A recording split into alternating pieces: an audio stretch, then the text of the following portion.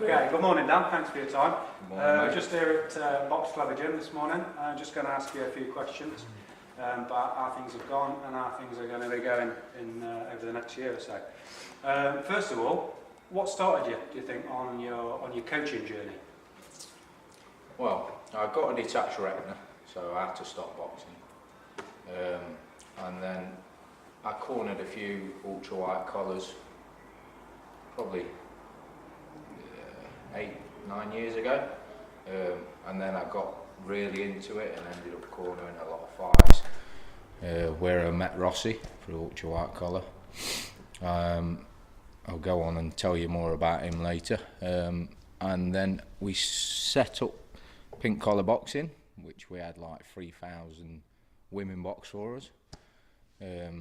So you know, I was really enjoying it. A lot of people was noticing I was getting a good coach, a lot of passion about what I've done, a lot of good stories over the years about women that have turned to boxing who are still, you know, friends for life. Yeah, and I just really loved it.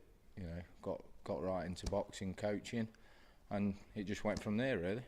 Yeah, I mean, to be fair, that was going to be my next question to you. So you started with you made a huge go of the pink collar boxing event. What made you then think, right, let's take it on a level and we'll go into, if you like, mainstream boxing? Yeah, well, we opened Box Clever, me and Venetia, and you know, the pink collar was feeding us good boxers, to be fair. Then we went down like what you would call the semi-pro group, and you know, we was getting some really talented boxers. Obviously your daughter Megan, and you know, we was getting the wins, we was going on the road and winning the titles. So yeah, it came from there really. Yeah. Do you think, was there a specific event or specific promotion that you've been to or seen your boxers fight on that you thought, you know, I can make this, we can make this professional, we're going to take it onto the next level, we're going to start, you know, putting your own name on the map here? Yeah, well, there's a couple really. For one, we went to Newcastle on the road with Rossi when he came back. We went over there and, you know, he got a good stoppage over there, and I thought to myself, you know what, I've trained Rossi from white collar level to going on the road semi-pro, and then obviously turning BIBA professional. And then Autumn, when she came from amateur to me, I trained her for about 3 or 4 weeks to go over to Lincoln. She fought a girl called Mimi Bum, got the stoppage and won the belt. So yeah, them two really made it turn where I could thought, you know, I'm doing good with them, it's time to take it to the next level. Okay, here's one that's just kind of on a personal level for yourself. Of all the ones that you've been to, which is the one, apart from we're going to come on to the big event, which you're kind of quite famed for now, so we'll take that to the side. Which event stands out to you? There must be one where you think, that's my favourite, home or away or something. There's got to be one. What, on any level?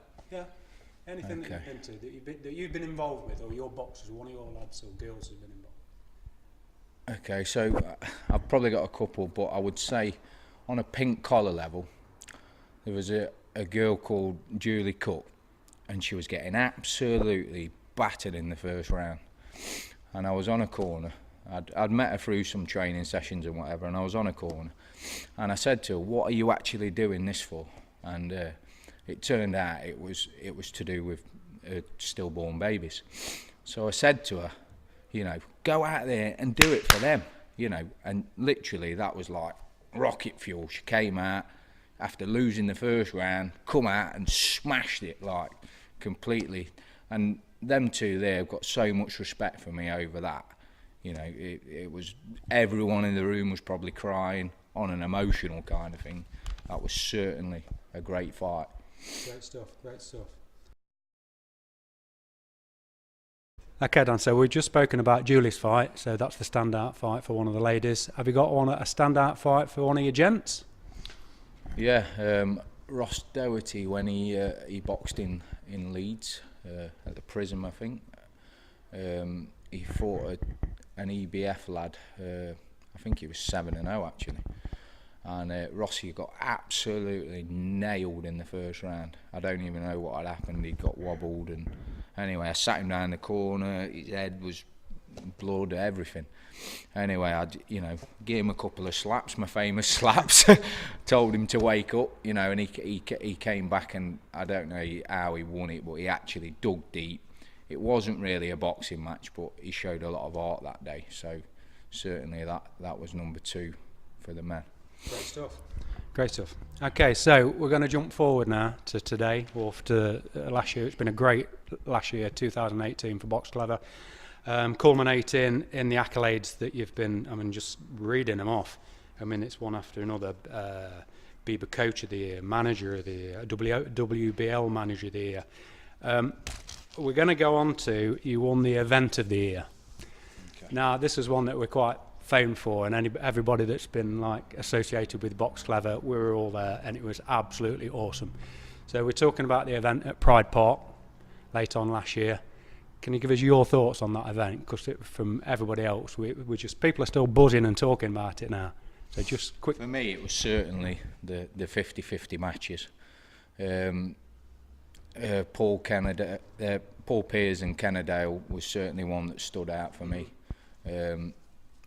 It took a bit of negotiation for that fight, because they were meant to fight each other twice. Anyway, I've spoken to Russell at PBC, and we ended up making it for an English title fight, which, for sure, it was a 50-50 fight. It was so close, and what an absolute banger of a fight. And I'm looking forward to the rematch. Obviously, Nathan De Castro had a great fight.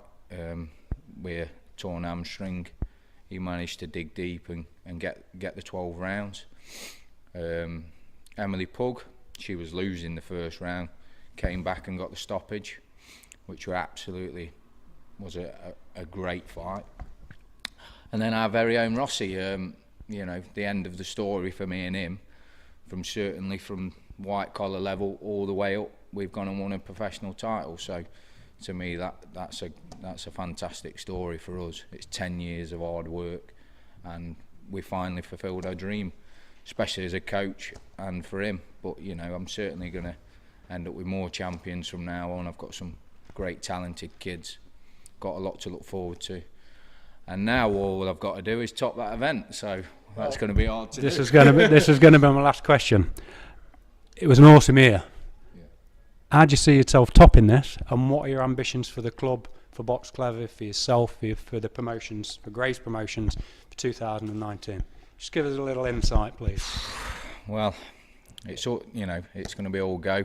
I've got some great fights set up, and I've just signed another kid today, Nathan Russo. I've got some really good signings, so hopefully we can move on and get some more championships. We've got a lot of good girls coming through. It's just all about pushing them all forward, getting them sparring. The club's really busy at the moment. I've got Nathan Ward to look forward to against Lee Froch. That's going to be good, helping training him, and I'm going to corner him on the day, so I'm looking forward to that. We've got lots and lots of big stuff going on. Our first event is April the 6th at Pride Park, so I've got to top the last one. Good luck with that. Main bill is Paul Piers. We've got Jack on, we've got various pros on, we've got some debuts going on. And then in August, I'm going to look at setting up an open air show, what I've been trying to do for a while. So, yeah, it's all go. Okay, great stuff. Onwards and upwards. Good luck. Thank you.